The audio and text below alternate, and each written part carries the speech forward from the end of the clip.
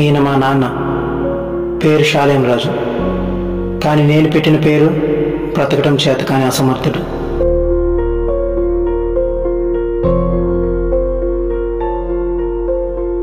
అమ్మ చెల్లి సమ్మర్ హాలిడేస్కి ఊరెళ్ళారు.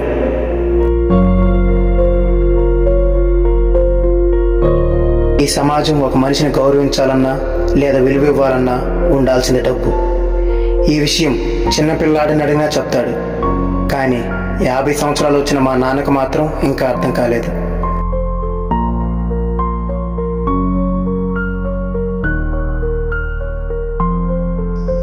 దువ్వెన ఎక్కడుంది?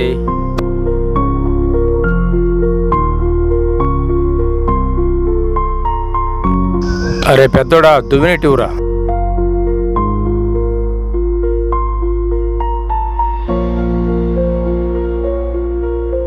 నాన్న మీద నేను ఎందుకు కోపంగా ఉన్నానో మీరే చూడండి.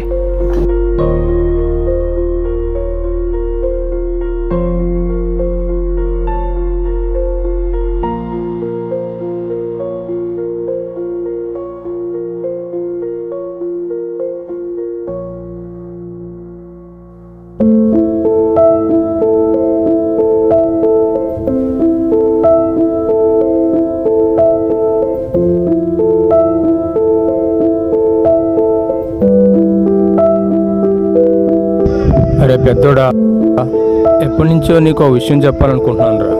ఈ మధ్య ఒంట్లో ఏం బాగుండటం లేదురా. వయసు పెరుగుతుంది కదా, ఇంతకు ముందులా పని చేయలేకపోతున్నాను రా. ఎలాగో నీకు డిగ్రీ పూర్తయింది, నీకు తెలుసు కదా చెల్లికి పెళ్లి చేయాలి. నువ్వు కూడా ఏదైనా పని చూసుకుంటే బాగుంటుందిరా.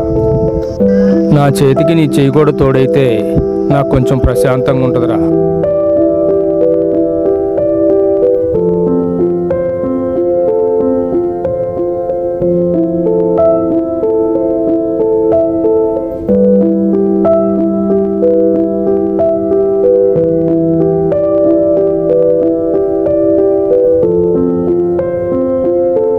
మాట్లాడుతుంటే అట్లా వెళ్ళిపోతావేంటయ్యా?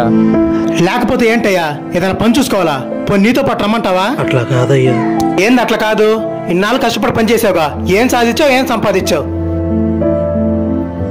నచ్చిన చొక్కా కొనాలన్నా, నచ్చిన బండి కొనాలన్నా, అంతెందుకు నచ్చింది తినాలన్నా కూడా కాంప్రమైజ్ అవ్వాల్సి వస్తుంది. ఏమనంటే నీతి నిజాయితీ అంటావు, పైసాకు పనికిరాని కబుర్లన్నీ చెప్తావు. మొన్న మీ అల్లుడు ఇంటికొచ్చి కార్డు ఇచ్చాడా? ఎవడో అనామకుడు చాతిచ్చి పంపించాడు. వద్దనే కొద్ది ఎగేసుకుంటూ వెళ్ళావు. ఏమన్నంటే మనోడు మనోడు అంటావు. నువ్వు అనుకుంటే సరిపోద్దా? అవతలవాడు కూడా మనోడు అనుకోవాలా? నువ్వు వస్తుంటే నీ ముఖం చూసి పక్కకు తప్పుకున్నారు నాన్న. కనీసం తిన్నావని కూడా అడగలేదు. అదే ఆ వెంకటేశ్వర గారు చేతికి 4 ఉంగరాలు పెట్టుకున్న కారులో వస్తే జనమంతా సాగిలు పడిపోయారు నాన్న. ఆ వెంకటేశ్వర గారు ఏంటో ఎలాంటి ఊరందరికీ తెలుసు.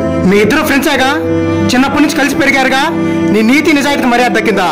ఆ వెంకటేశ్వర గారికే మర్యాద దక్కింది, డబ్బుకే మర్యాద దక్కింది. అట్లాగా సత్య, నేను చెప్పేది ఒకసారి రా. ఇంకా ఏదో ఒకటి చెప్పి కన్విన్స్ చేయొద్దు నాన్న. అంతమందిలో చెల్లెలు మెడ చూసి మీ నాన్నకి ఏం చేయించలేదా అని అడిగారంట. అది నాతో వచ్చి చెప్పి ఏడ్చుకుంది నాన్న. నీకు ఇవేం పట్టవు నాన్న, ప్రశాంతంగా పడుకుంటావు. జేబులో రూపాయి డబ్బులు లేకుండా నీకు నిద్ర అలా పడుతుంది నాన్న. కంటి నిండా నిద్ర ఉండాలంటే బీరువా నిండా డబ్బులు ఉండాలి నాన్న. ఇదంతా కాదు నాన్న, నేను నీలాగైతే ఉండాలనుకోవట్లేదు. ఈ రోజు నుంచి ఆ వెంకటేశ్వర గాడే నాకు ఇన్స్పిరేషన్. వీళ్ళందరికీ నేనేంటో చూపిస్తా. డబ్బు లేకపోతే మర్యాద లేదు. తేలుస్తా. నీలా బ్రతకడం నా వల్ల కాదు నాన్న. మాట వినాల్సి నాన్న. ఒక మాట రా.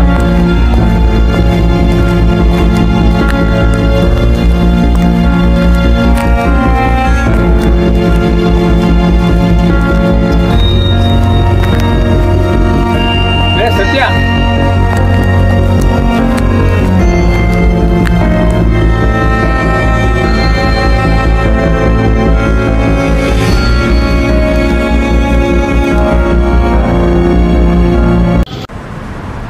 ఈ ప్రపంచంలో మనకు నచ్చినట్టు మనం కోరుకున్నట్టు బ్రతకాలంటే చేతి నిండా డబ్బు ఉండాలి. ఇన్నాళ్ళు మా నాన్న నీతి నిజాయితీ అంటూ మాకంటూ సంపాదించింది ఏం లేదు, దేనికి పనికిరాని మంచి పేరు తప్ప. అయినా ఈ ప్రపంచంలో ఎవడు మంచి ఎవడు చెడు, నేను అనుకున్నట్టు బ్రతకడానికి ఒకవేళ నీతి, నిజాయితీ, మంచి చెడులు అడ్డమైతే అవి నాకు అవసరం లేదనిపించింది.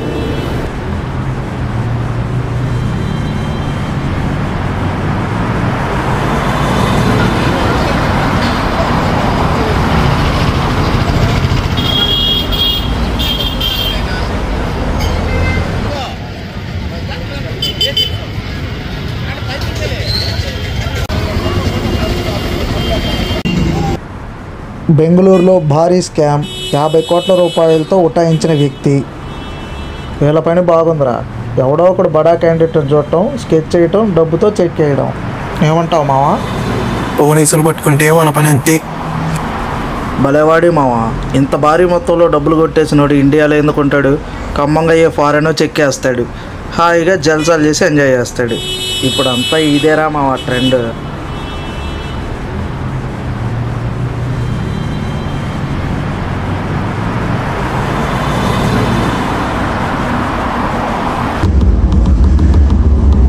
ఆ రోజు ఒక్క అవకాశం దొరికితే చాలు అనుకున్నాను.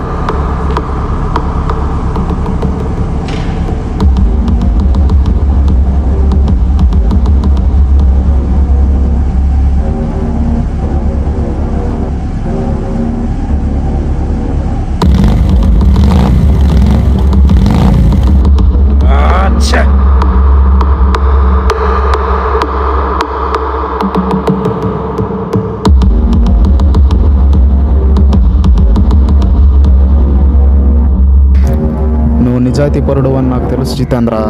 చెప్పినట్లుగానే 5 కోట్లు తెచ్చిచ్చావు. నువ్వేం కంగారు పడకు, పిల్లలు క్షేమంగానే ఇంటికి వస్తాడు. ఈ గ్యాప్లో పోలీసులు గీలీసులు అని తెలివితేటలు చూపించావు అనుకో, నీ మనవని నువ్వు మర్చిపోవడం.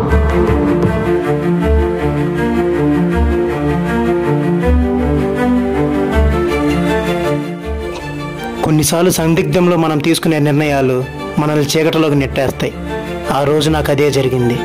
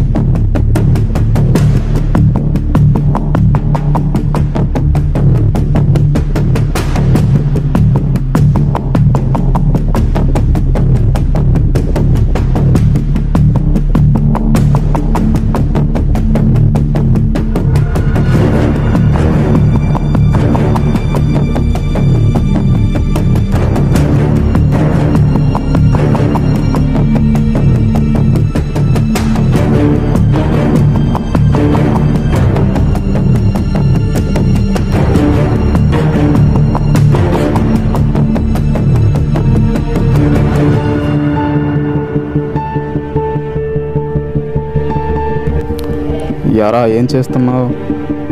మీ నాన్న బాగా నిజాయితీ పరుడు అనుకుంటారా? లెక్క తప్పకుండా 5 కోట్లు పంపించాడు. కానీ నేను మీ నాన్నంత నిజాయితీ పరుడిని కాదురా. మన లెక్కలు వేరే ఉంటాయి.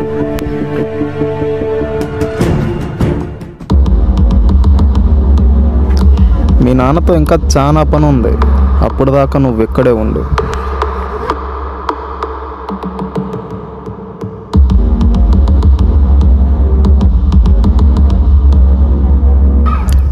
శివ, మన వాళ్ళందరినీ ఒకసారి గ్యాదర్ చేయి.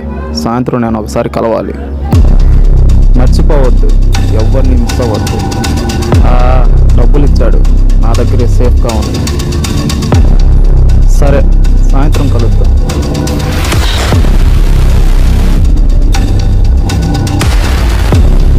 ఎవరు నువ్వు?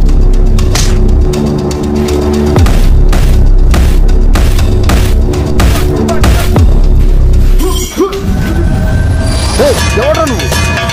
ఆగరా.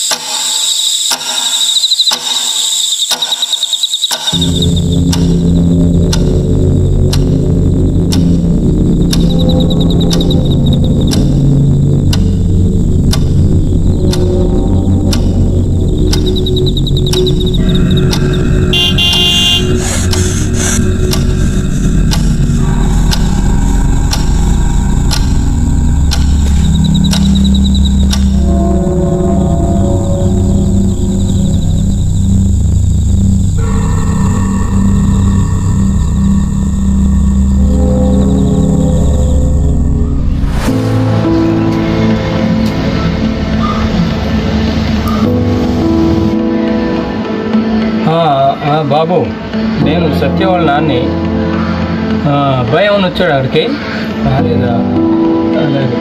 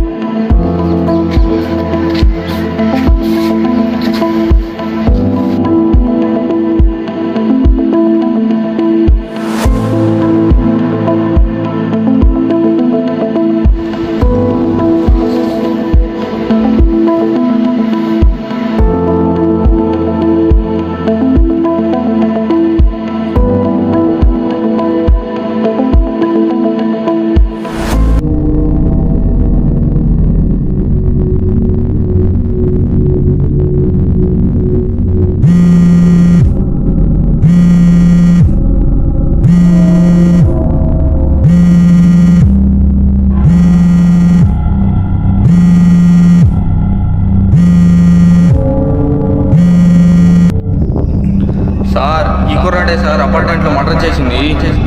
గద్దల సత్య అనే ఒక వ్యక్తిని చంపినందుకు గాను కోర్టు యావజ్జీవ కారాగార శిక్ష విధిస్తుంది.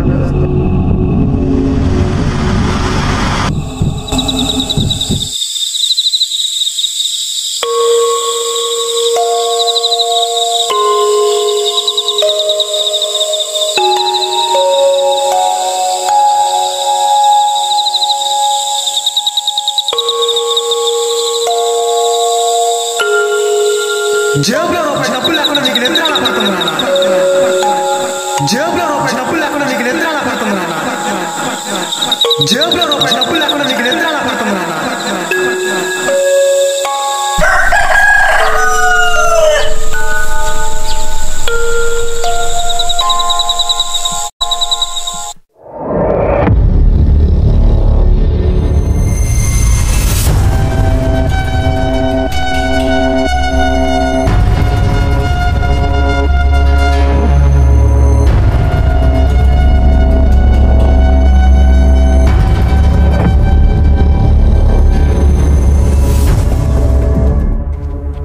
ఏం రా నాగులు, ఫోన్ చేస్తే ఫోన్ తీయట్లేదు?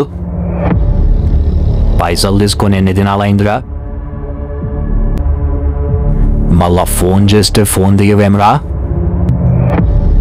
అయ్యా అటువంటిది ఏం లేదయ్యా, నా ఫోన్ ఖరాబ్ అయిపోయింది బాబు. త్వరలోనే నీ అప్పు తీసేస్తానయ్యా, కాస్త ఓపిక పట్టను బాబు, ప్లీజ్ అయ్యా. నీకు ఆల్రెడీ ఇచ్చిన గడువు అయిపోయి చాలా దినాలైందిరా.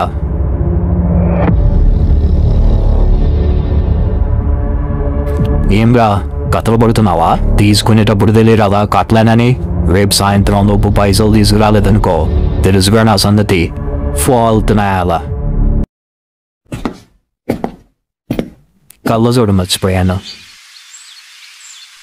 నాన్న హర్ష, ఆ కళ్ళజోడు అందుకమ్మా కొంచెం. నాన్న బీచ్కి వెళ్దామని అన్నావు. సాయంత్రం పోదాం తీ.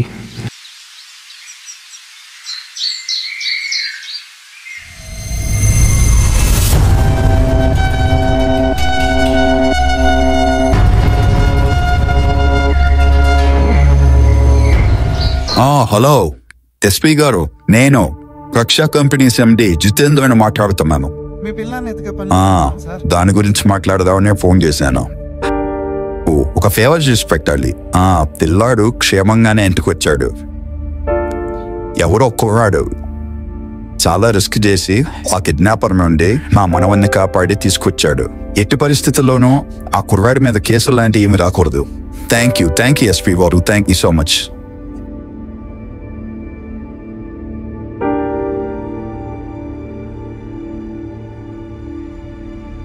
తాతయ్య, నాకు ఒక డౌట్. అడుగు బాబు. ఆ అన్న బ్యాగ్ తీసుకుని వెళ్ళిపోవచ్చు కదా, ఎందుకు మనకి తిరిగి తెచ్చి ఇచ్చాడు? దాన్నే పెంపకం వ్యక్తిత్వం అంటారయ్యా. అంటే నిజాయితీగా ఉండటం, ఆపదలో ఉన్న వారికి సహాయం చేయి. దీన్నే నీకు ఇంగ్లీష్లో చెప్పనా? క్యారెక్టర్ అంటారు. మరి అన్న నన్ను కాపాడాడు కదా, మనం కూడా అన్నకి ఏదో ఒక హెల్ప్ అలాగే చేద్దాం. నాన్న, తప్పకుండా చేద్దాం. అన్నిటికంటే డబ్బే గొప్పదనుకున్నాను, ముఖ్యం అనుకున్నాను. కాదు, ఇంకా ఏదో ఉంది.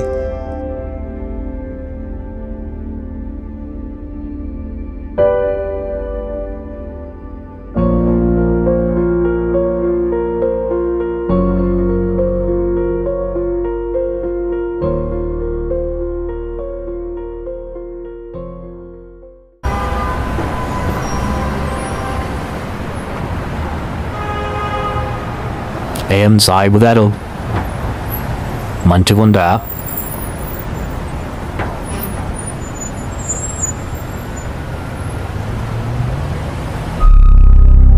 బాబు సత్య,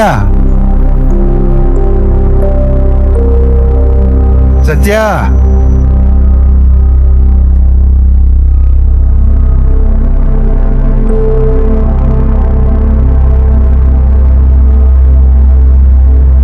ఉండు బాబు, కుర్చీ తీసుకువస్తా.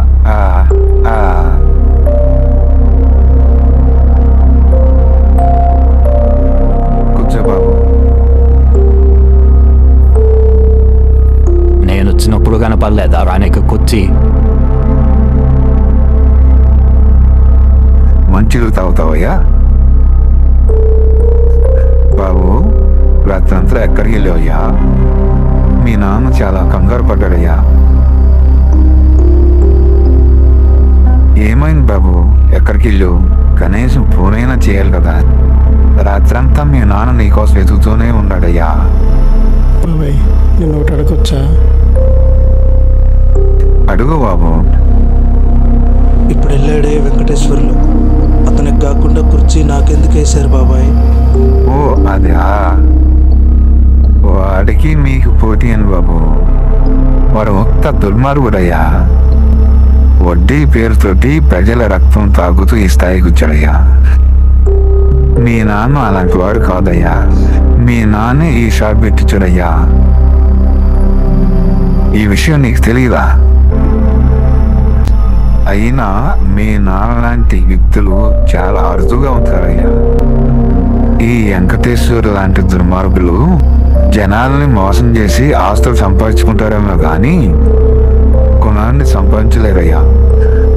చేసిన మంచిని ఇంట్లో వాళ్ళు కూడా చెప్పుకోవటానికి చేతగాని వారయ్యా మీ నాన్న. బాబాయ్ డబ్బులు లేకపోతే ఎవరు మర్యాద ఇస్తలేరు బాబాయ్. ఎవరు చెప్పారయ్యా? మన దగ్గర ఉన్న డబ్బులు చూసు, ఆస్తులు చూసు మర్యాద ఇచ్చేవాళ్ళు మనుషులు కాదయ్యా. మన దగ్గర ఏమీ లేకపోయినా మన వ్యక్తిత్వాన్ని చూసు మనల్ని గౌరవిస్తారు చూడు, వాళ్ళు మనుషులు. అలాంటి వారు ఒక్కరున్నా చాలు బాబు.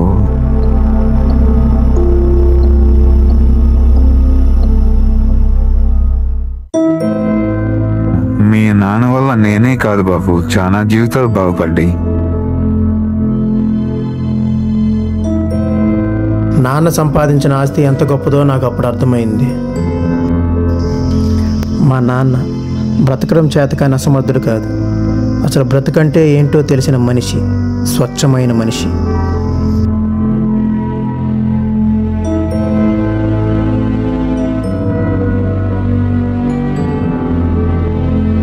కంటి నిండా నిద్ర ఉండాలంటే బీరువా నిండా డబ్బులు ఉండాలి నాన్న.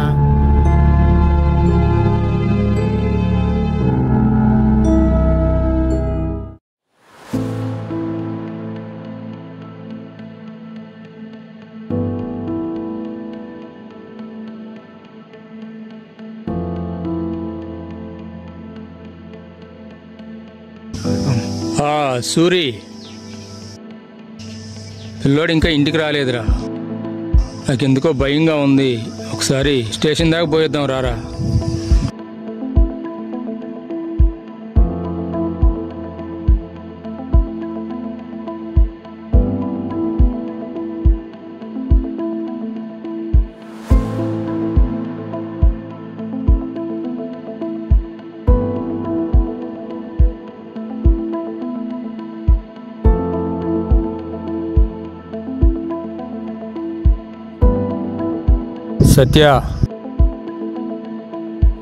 సత్య, నా మాటలు నేను బాధ పెట్టుంటే నన్ను క్షమించయ్యా.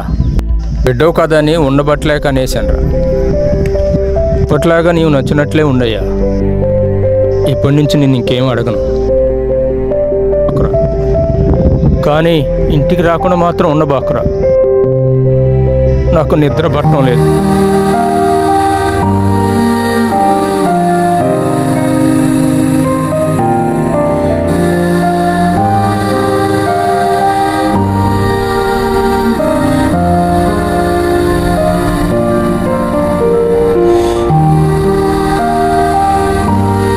నీ చెయ్యికి నా చెయ్యి తోడు అడిగావు కదా నాన్న, నీ చెయ్యికి నేను వదిలిపెట్టను.